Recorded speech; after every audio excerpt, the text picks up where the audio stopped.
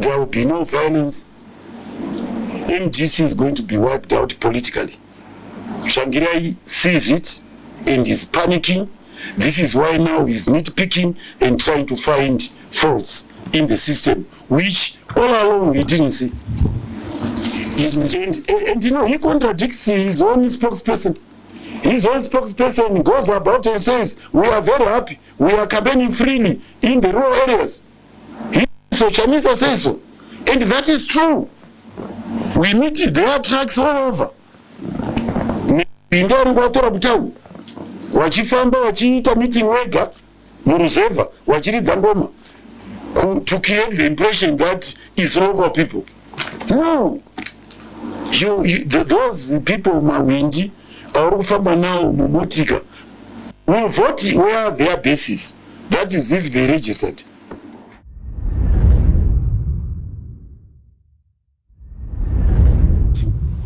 Under the clear understanding, in the clear understanding that the playing field was made level. Now, what in fact is evident now is that Tsvangirai and his camp are panicking. They see the crowds that our president is drawing. They see our popularity notwithstanding the suffering that they've caused this country through the imposition of sanctions. That they see they are going to lose. And in fact, they are going to be wiped out of the political map. They can see it, they are staring defeat in their face. Now, they are now trying to find excuses to justify that defeat. That is why now they are belatedly, just a few days away, they are belatedly now raising the issue about the playing field not being level. Yes, Minister, but he also says that the Zimbabwe Electoral Commission is not properly constituted. That again is misleading the nation. The nation should be told and be made aware that the current ZEC is the product of dialogue between MDC and ZANU-PF. MDC put forward candidates who are now members of the current ZEC committee. ZANU-PF also put up candidates who are members of ZEC. We agreed in what proportion we were going to share that membership. We agreed. We also agreed that in order to maintain the neutrality of ZEC, we should not disclose who came from which party. That we agreed. And they know who are their members there. There is nothing that is happening under the electoral process which they are not privy to. They've got members who are there, who are MDC members. That is a fact. You can ask BT, you can ask Professor Wolfman, they know it's a fact. You ask Morgan himself, he knows he has got MDC members on ZEC, on the ZEC commission.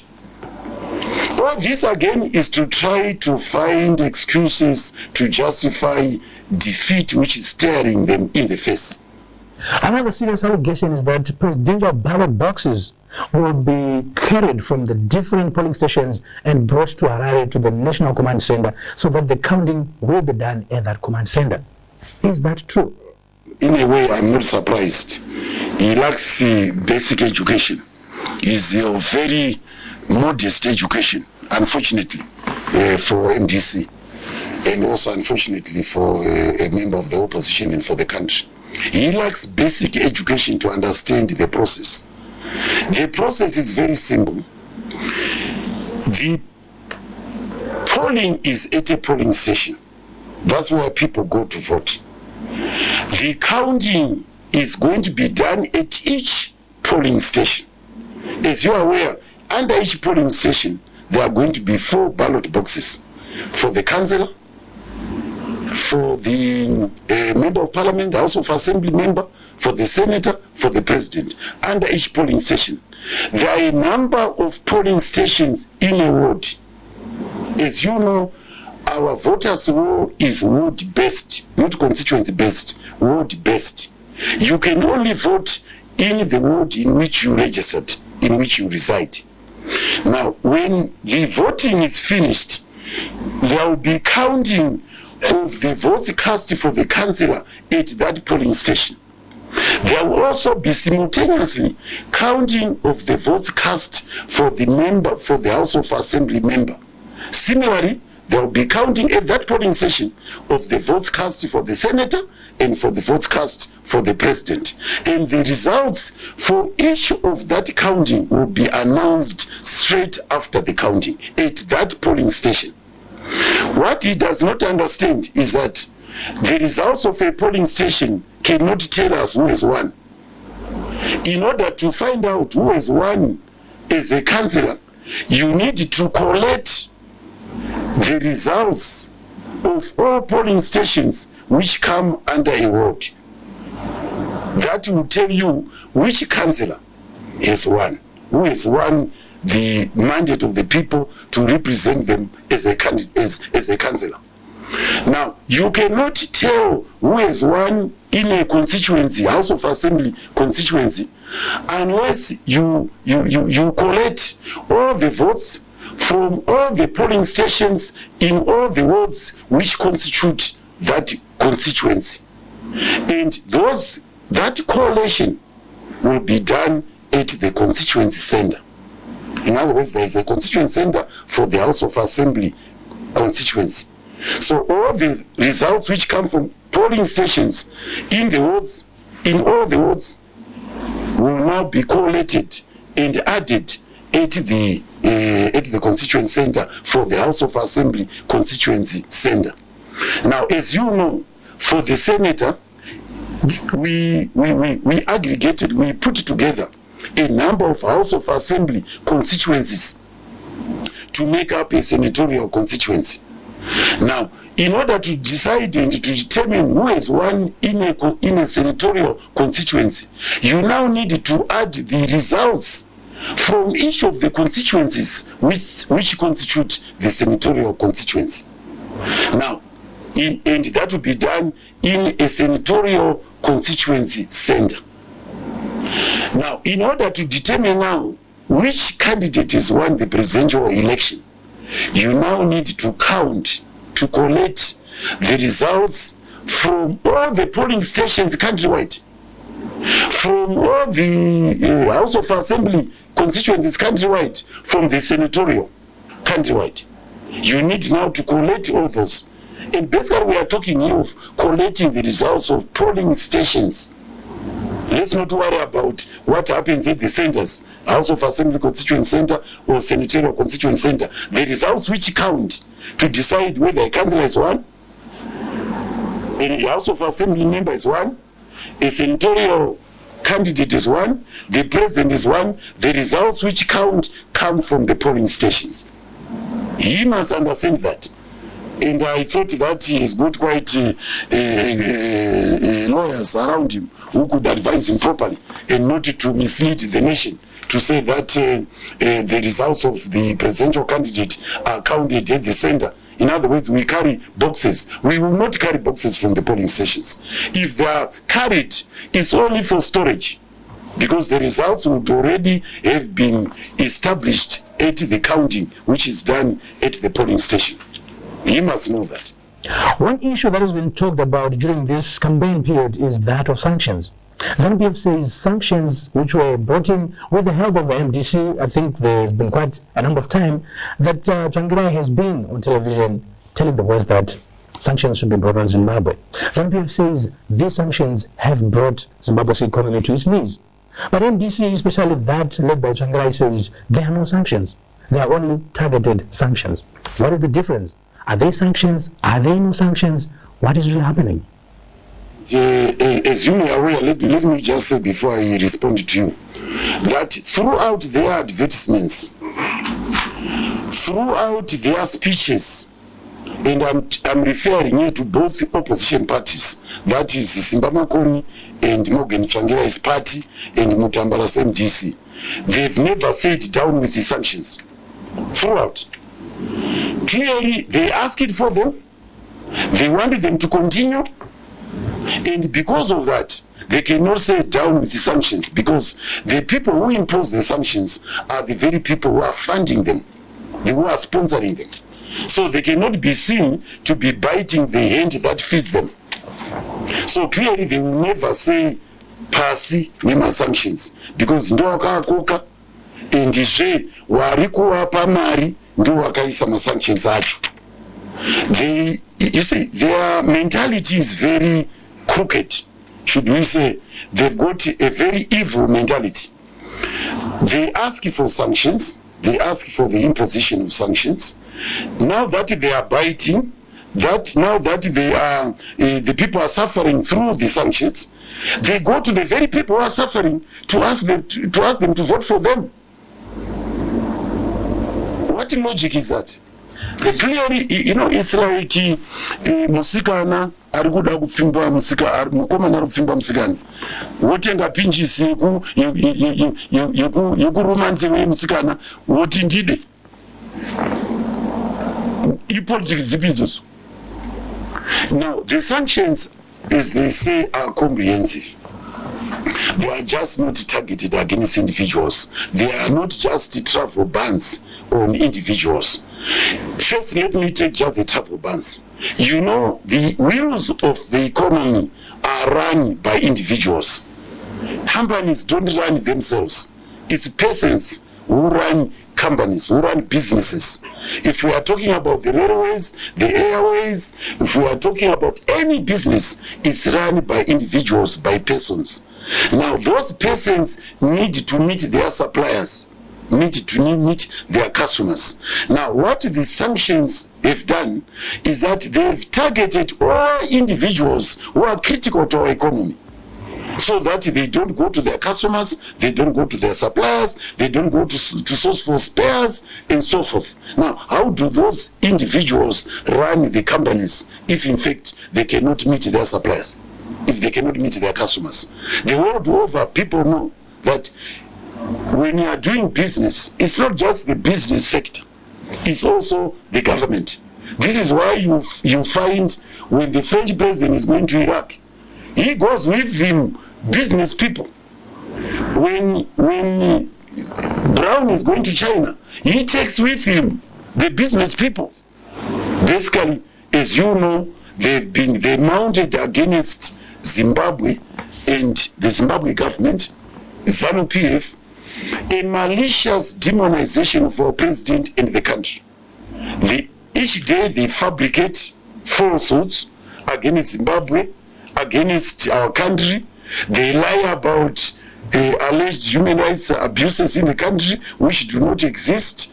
They lie about our economy. As far as they are concerned, we should have collapsed in 2000. But unfortunately, as you know, they've been predicting our collapse every other day for the past 8 years. That is the nature of their propaganda. But we are still standing.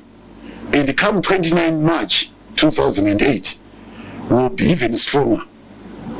The people of Zimbabwe have realized the falsehoods that are perpetrated against their government, and they know the reasons why. They know the reasons why sanctions this country. It is in order to make conditions very difficult for people so that they can reject a government which looks after their interests. That, in fact, is the issue. But we have been able to explain to our people, we are explaining to our people, and they understand that land is very critical to the future takeoff of this country. Because there is no country anywhere which has taken off economically with its resources under a foreign people. No country is taken off. You talk about China. Not an inch of Chinese soil is owned by foreigners. You talk about India, the same thing. Not an inch of Indian soil is owned by foreigners. When investors come, they are looking after their interests, not the interests of the host country.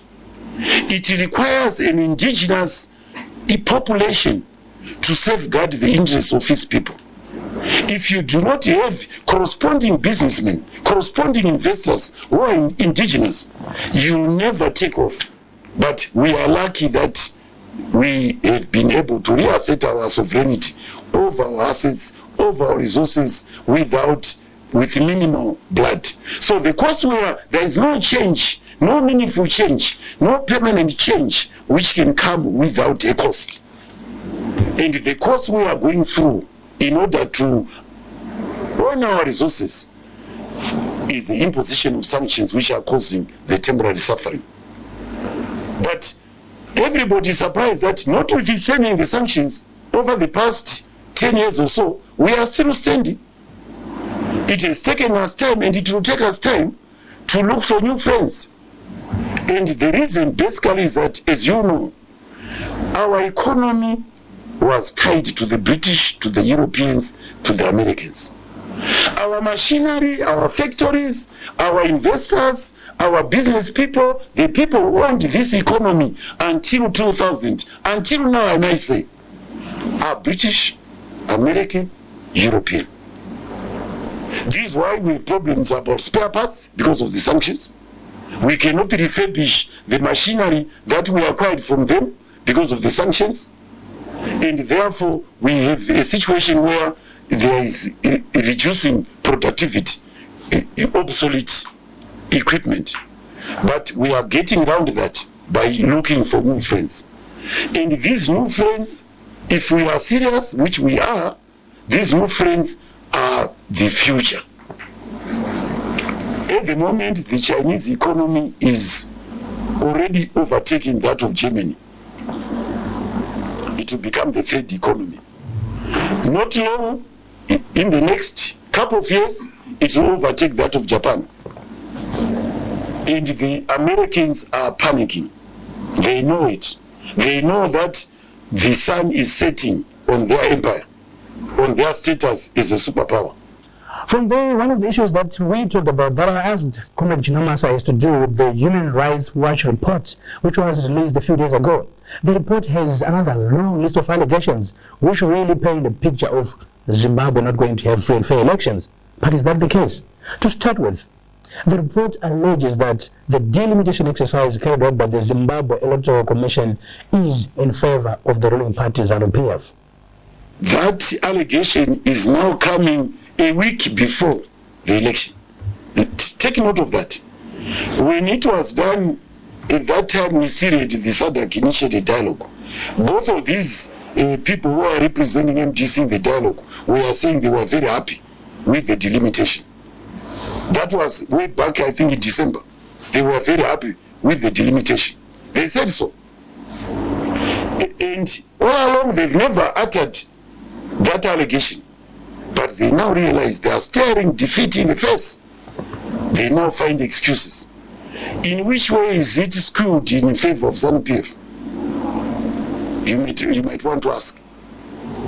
In fact, as things stand now, the urban constituency is actually to the advantage of the opposition. It's very clear now. They've never been clearer before, but they've been clearer. They were all very happy, I must say, which is why there was a stampede to participate in this election. Because back in January, back in December, they were convinced that they were at an advantage in participating in this election. There was a stampede. For your information, Changirai was opposed to participating, but he was railroaded into participation by his supporters. Wherever he went, his supporters said, this is the fairest delimitation that we can ever find anywhere in the world. And if you don't participate, we are going ahead to participate. So he went along. He's a very indecisive leader, as you know. Very vacillating. He vacillates. And that whatever we agreed must be submitted to our respective principles, that is, political parties, for debate and approval. I'm referring in respect of the draft constitution, which we initialed, the four of us who are negotiating. ZANU-PF said, this document must be submitted to our respective political parties. And if the political party says yes, a political party is not the country. It must thereafter be submitted. There must be input from the public. And we urged the setting up of a parliamentary select committee to receive inputs into the draft that is initiated by the negotiators, approved by the respective political parties, That draft could then be subjected to an input from the public. And thereafter, the inputs will be taken into account and it will then be referred to a parliamentary, to a referendum. What did MDC say? No. We want it enacted into law. Enacted 2 weeks before this March election. That was their position. People must not have short memories. That was their position. What are they saying now? If we are elected, we are going to have a people-driven constitution over the next 2-3 years. What has happened to the position that they were taking in the negotiations? Which makes it very clear that the position, someone gives them a position all the time. And it's very difficult when you are negotiating with the puppets. It's very difficult because they shift ground all the time. What the nation needs to know is that these people don't stand for Zimbabweans, and they are not looking after Zimbabwe's interests. Zimbabwe's interests are looked after by ZANU-PF, by President Mugabe. He stands between this country and its collapse.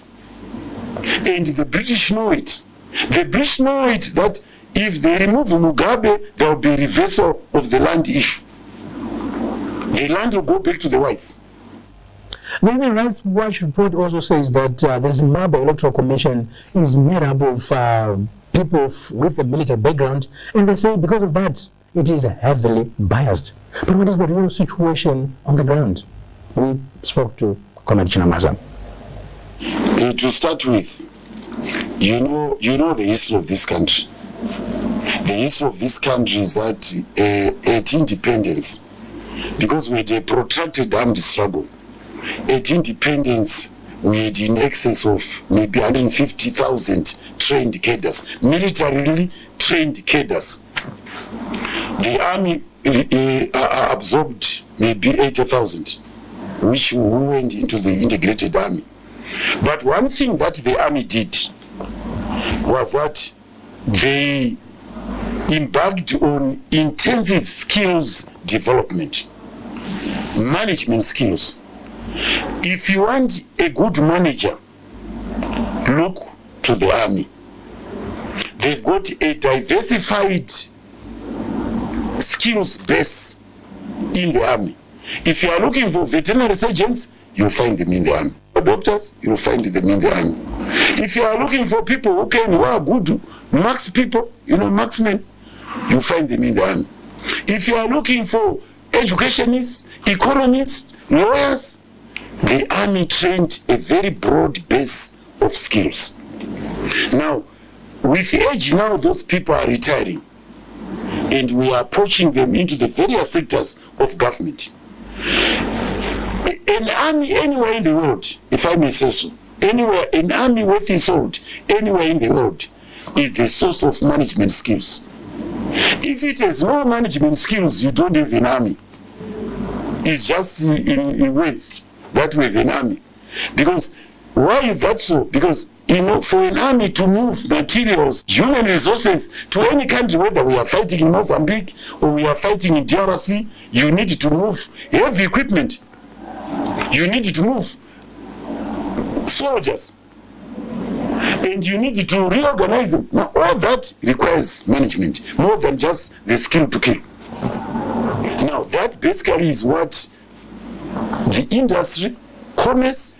Now, the point I want to make here is that everywhere else in the world, including the United States, people, soldiers and generals who fought in Iraq, even in wars in which the United States has lost, like in Vietnam and even in Iraq, those soldiers are sought after by American industry. They run American industry and commerce. And so is the British soldiers, generals, colonels, lieutenants, colonels, captains. They are much sought after by any industry, any commerce, anywhere. Largely because people who come from the army have discipline. Apart from the management skill, they've got discipline. They report to work at 8 o'clock, if not earlier, at 6 a.m. And they leave at 10 midnight because they want the mission accomplished. If you have to win a war, you must accomplish your mission. And you must have very transparent reporting systems so that you know whether you are achieving your objective.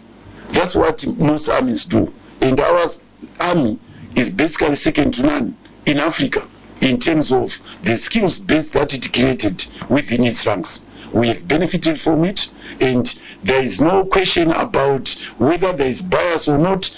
They are professional people.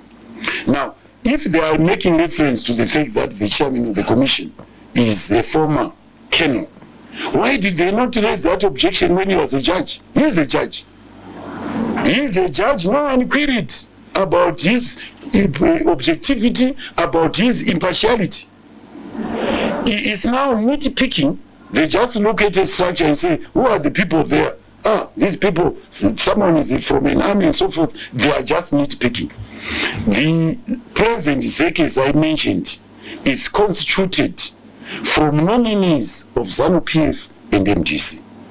That, in fact, is what guarantees its neutrality, its impartiality.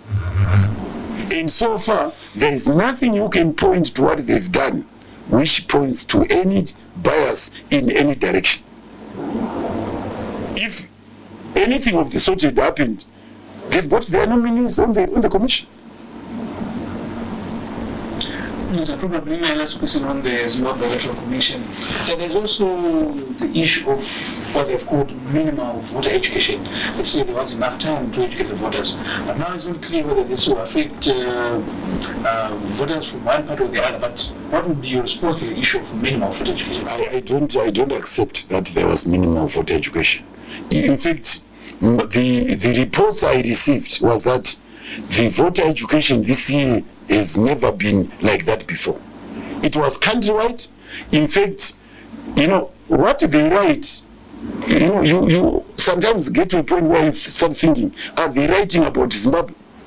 Because the reality that was on the ground during voter education is not the reality that is written about.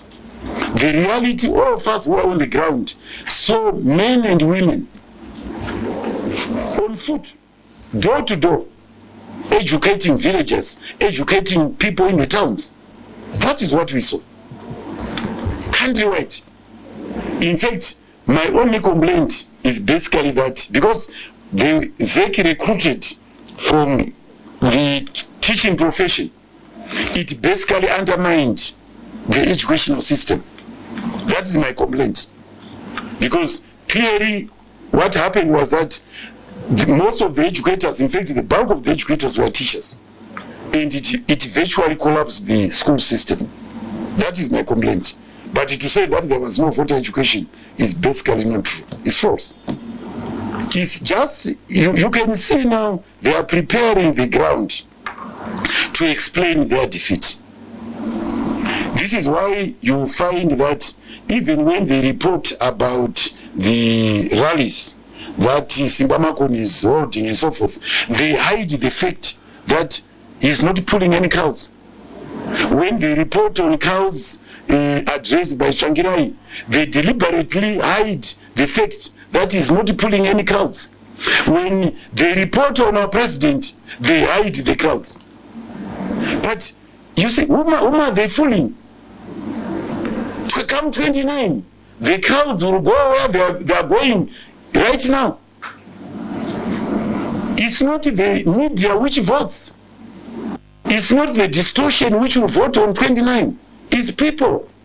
If you don't have people, you'll not have anyone voting for you. The question is, why are they hiding the fact that the opposition is not pulling any crowds? Why? Because already they are psyching people, the international community, to the fact that the opposition will win. Something that is clearly not borne out by the reality. Clearly not borne out by the reality. All the meetings that we are addressing, and because of the restraint of our people, or notwithstanding the provocation coming from those who don't have any support, who are provoking violence, our people have basically exercised commendable restraint. We are holding meetings parallel, and people on the ground can see. There are 15 people there, there are 300 people being addressed by ZANU-PF. People can see it. So it's very unfortunate for them. They are obviously, they've been praying that the election period will be ridden by violence. But so far, it has been violence-free. They basically, on their shortwave Radio Africa, Voice of America, Studio 7, Voice of the People, the Dutch one, they've been virtually hyping to say we are going to have a Kenyan situation here. That is a pipe dream. There will be no Kenyan situation in this country. Why? Because the majority have already decided to vote for ZANU-PF. The majority cannot revolt against itself.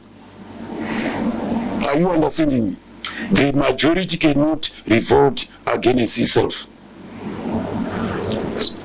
There will be no violence. MDC is going to be wiped out politically. Shangirai sees it and is panicking. This is why now he's nitpicking and trying to find faults in the system, which all along we didn't see. And you know, he contradicts his own spokesperson. His own spokesperson goes about and says, we are very happy, we are campaigning freely in the rural areas. So Chinamasa says so. And that is true. We meet their tracks all over. Wachifamba wachiita meeting wega muruzeva wachiridza ngoma to create the impression that it's local people. No. Those people mawindi arufamba now mumotika will vote where their basis. That is if they registered.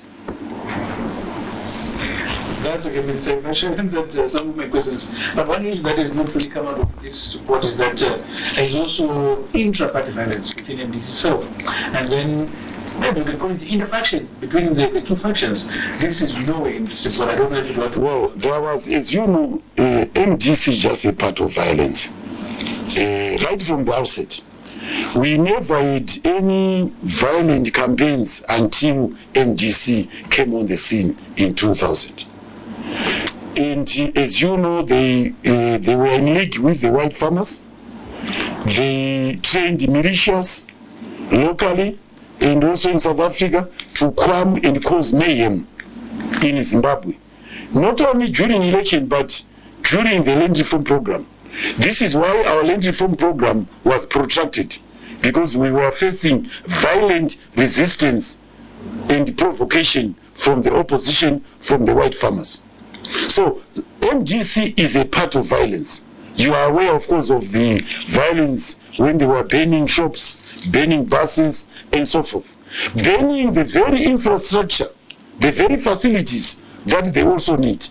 How foolish a party can be. It's a part of violence, and you notice also that when they broke up, you know, all the allegations, the venom that they were unleashing on ZANU-PF was turned on Mutapara's faction. This is why, if you read what Stevenson went through, all violence perpetrated against her by Shangirai's faction, the violence that was happening, and we are happy to say that all that was documented. They are very good at documenting things. Coltart did a very good job for us. He documented all that violence which was perpetrated against Mutambara faction by the Shangirai faction. All that is documented. The violence was unleashed with abandon. Now, after that, the violence was turned inside the Shangirai faction itself. As you know, they are not a democratic party. They never held any primary elections. And because they didn't hold any primary elections, those who felt disenfranchised and who felt that they'd been denied the rightful opportunity to be representatives of the people also turned violent against those who have been imposed. So that became also the order of the day. We are not, of course, talking about the violence emanating from fighting over T-shirts. I would probably treat that as small, but just imagine how violent they can become fighting over T-shirts. And you know, the violence in Gweru, the violence in Kwekwe, against each other. Now, the question I ask is, all that violence is happening in full view of the media, both local and international, but it's not reported. In fact, it's not covered. In fact, my disappointment is not just with the international media in this regard. It's also even with ZBC. I've been watching their coverage of our meetings, of the opposition meetings. They hide the fact that Simbamakomi and Shangirai are not pulling any crowds. Why are they hiding? Is there some bias already even in the local, in our local broadcaster? A public broadcaster should be fair, should report what he sees, what he photographs. You know, Simbamakomi addressed the meeting in Mutari, no crowds. He had a salary in Tuesday in Vengere, no crowds, not reported. We want fairness as a party. We want fairness from all our institutions. We want fairness in terms of reporting. Let the public judge for themselves. Don't select and cover up to promote a particular candidate. And in this respect, we believe that, in fact, the opposition is being favored of us. From the issue of violence, we move on to that of the politicization of government programs, like the mechanization program. The report says the program is highly politicized and is meant to be some kind of vote-buying exercise. They also allege that only people who belong to ZANU-PF are getting maize from the Grain Marketing Board. Let me start first with the equipment, but let me go back to the issue of the land reform. We made it very clear from the outset of our land reform that land was the issue over which people shed their blood. We also made it clear that when we acquire it, every Zimbabwean will access that land, irrespective of position, irrespective of political affiliation. That is our policy as ZANU-PF. And we also said, even the wise must also queue up along with us, as long as they are Zimbabwean citizens. We made it very clear that we were fulfilling the objective of the armed struggle in acquiring our land, and that everyone else, wise, Indians and so forth, must now queue up for land under the new political dispensation. You must not hold title as a descendant of the colonizer. That we don't want. If you hold it because there was discrimination over the century, you are a descendant of that colonizer. You represent the British. So your title is, you own it through discrimination, racial discrimination, conquest, colonialism, imperialism. We said no. We must acquire land compulsorily, which we did. And after that, we look at our citizens, irrespective of color, irrespective of political affiliation, and we distribute that land to our people. That is the ZANU-PF policy. But what did they say? They refused to participate in the distribution. They said this was a political gimmick. As you know, we are opposed to the land issue. Anyway, we were aware that they were formed to oppose the land issue. MGC was the reason why it was formed was to oppose the land issue. They were basically denigrating the new settlers They are just mushrooms. You understand? They are just mushrooms and so forth. We have given land, as you know, to letters of offer to whites who accepted that land must be acquired under the new political dispensation, not as a descendant of the colonizer. That we dispute. We have distributed it without regard to any political affiliation. MDC people, you know, Professor Washman Mube and many others who are probably of no consequence to the international community, but whom we know are MDC, we are given land, letters of offer, and so forth. You know, Bishop Muzoreo, we gave him, of all people, we gave him land in Makona. I come from the same district with the Bishop Muzoreo, which is also probably another unfortunate incident, because we have two rebels from our district, Simba Makoni and Bishop Muzoreo, which is most unfortunate. We shouldn't be in that situation. But, well, it's one of those things. But I'm just saying this to demonstrate that we were not looking at your political affiliation. We were just looking at to say, this is a national asset which we must dish out to the rightful owners. And the rightful owners are the people of Zimbabwe. Now, when we started, we embarked on the mechanization. This was out of a realization that the people lacked equipment. As you know, we had 4,000 farmers, white farmers, who owned 85% of the good land.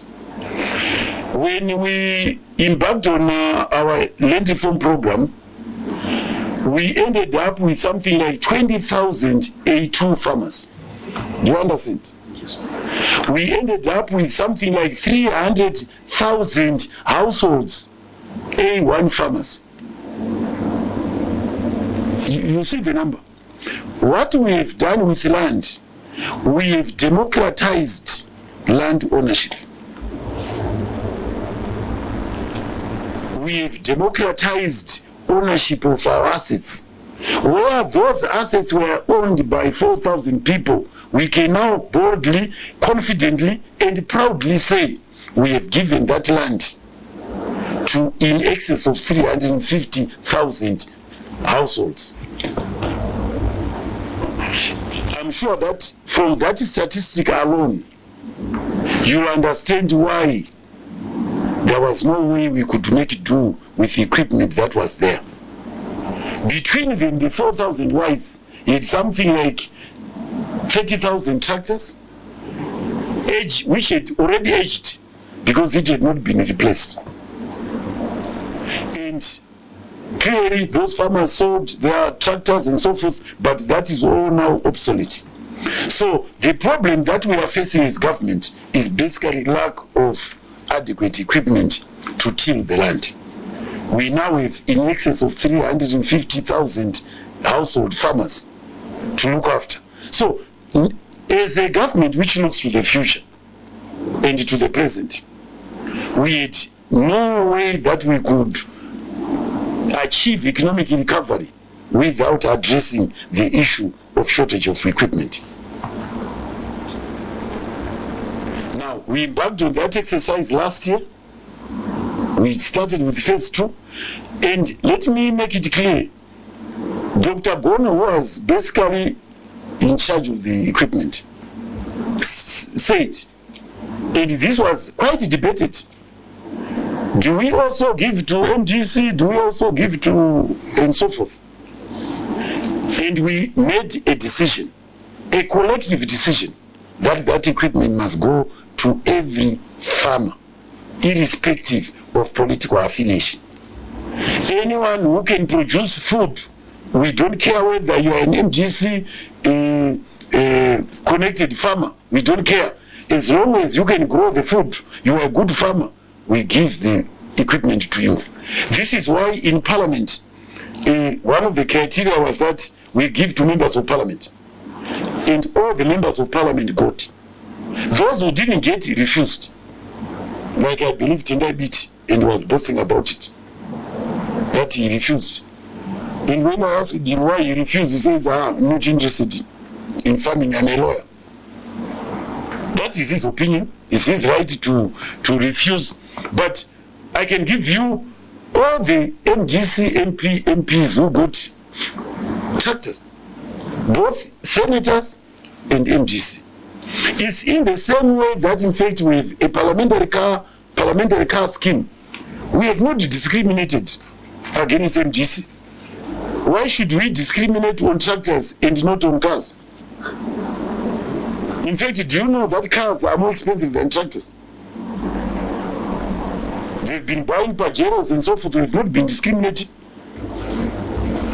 Why would we want to discriminate in respect of tractors and arrows, which are much cheaper than parliamentary car scheme, under the parliamentary car scheme? There is no discrimination in the mechanization program. We have made it clear that that program will continue until 2010. My only argument, in fact, when we are formed as a new government, my view is that it should last longer. I don't think 2010 would have achieved our objectives. We are talking here of in excess of 350,000 farmers. I don't see a possibility that we can be able to achieve that target by 2010. But that is my own personal opinion. Yes, Minister. And the issue of grain distribution. That again is not true. You know, show me a person. You know, when you watch TV clips from other countries, it could be Darfur, it could be DRC, it could be other countries. They show you people who are dying, isn't it?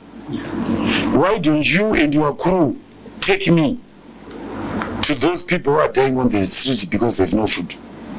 And then you tell me these people are dying and so on, dying this. Why can't you? Yes, they're not there.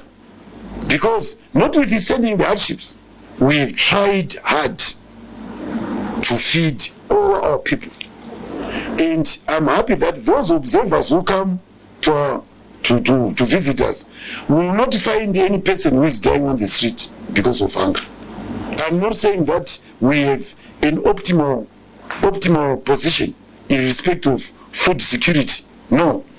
But clearly, there are no people in Zimbabwe who are dying of hunger. We have pledged to our people that we will do everything within our resources and our means to import grain to feed all our people. Now, all that is propaganda. And we are doing this all under sanctions, mind you. Also, don't forget that we've lasted 10 years under sanctions, using only resources. No other country in Africa has done that, or will ever be able to achieve that. We fought wars in DRC using only resources, for your information. Our budget is 100% funded by Zimbabwe, from Zimbabwean revenue. Unlike other countries whose budgets are supported 95%, 85% by foreign governments, the very governments which are now undermining our independence, our sovereignty. In fact, I picked up a story that the British and the Americans and the Europeans are worried that there is no violence now in the pre-election period. Why? Black people are setting their right over their assets, over their land, over their resources. It has never happened. The British and the Americans who have been exploiting us all these years think it's a very bad precedent which must be stopped. This is why the propaganda against us, the falsehoods perpetrated against us. Just for your information, if you know the killings that took place in Kenya, already something like perhaps 2,000 people have died as a result of the dispute over elections. And even where they signed that agreement, I was listening on Bulletin now, they are still killing each other. Do you ever find a Human Rights Watch report to mention that? Is there any condemnation in CNN, BBC condemning? Have any sanctions been imposed on Kenya? People in Zimbabwe must ask themselves, why the discrimination against Zimbabwe? Why? And if they are truthful, if they are objective, the only conclusion they reach to is that as long as you kill yourselves without threatening their interests, they don't worry you. In fact, they will support both sides which are killing each other. They will give weapons to both sides so that you can even do it. The bloodier the better, as long as you are not threatening their interests. Look at Nigeria.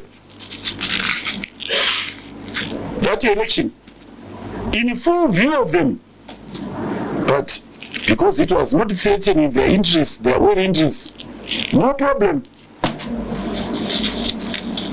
They will even find excuses to justify what is happening. That is the nature of imperialism and colonialism. Minister Chinamasa dismisses everything that is contained in the Human Rights Watch report. So then, why was it published? Why do we have all these allegations being thrown around and coming just a few days before people start voting? See, this is just a preparatory ground to announcing a conclusion that they reached many years ago. The conclusion they reached many years ago is that Zimbabwe must be demonized and President Mugabe must be removed from power because he is empowering his people, because he is threatening British, American and European interests in this country. That is the issue. The issue is land and what is under the land. That is the issue. And I sometimes think that in fact they have more information about our country than we do. I'm convinced of that. They have more information about our mineral wealth than we do. This is why they are putting up such a fight. It's not for nothing. They are, as long as they are exploiting our resources for their benefit, they will not worry about issues of human rights, rule of law, governance. Those are issues and pretexts to hit at those people who are resisting exploitation. On that note, we come to the end of this special program in which we are taking a look at allegations being raised, allegations to do with the electoral process. And of course, we also brought you responses from government, that is from Comrade Chinamasa. We hope you have understood what is happening on the ground. And on that note, I would like to say goodbye.